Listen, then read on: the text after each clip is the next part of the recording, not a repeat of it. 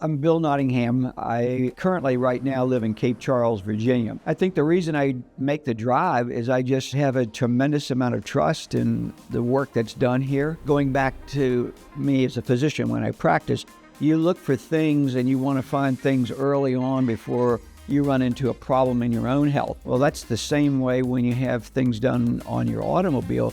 You want to look for things that are going to be taken care of so that you don't break down in some rural area or it's just the maintenance wasn't done on the proper timeline. When you're in that car, you've got your life right there with you with the vehicle, the steering, the motor, whatever. But knowing that the engine and brakes are held just at the top notch of service, it gives you a sense of comfort when you go to drive. Besides the work that gets done, it's the camaraderie that I see within the staff and the camaraderie that they present to the customers coming in. I've never seen anything like that. To me, that's how I ran my medical practice.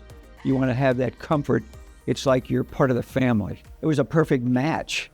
And I thought, gosh, I can't believe I'm going to find a car repair shop and a maintenance shop like this, which is why even though I had eventually moved to Cape Charles, Virginia, after I closed my medical practice down the street, I still come all the way up here to have the work done.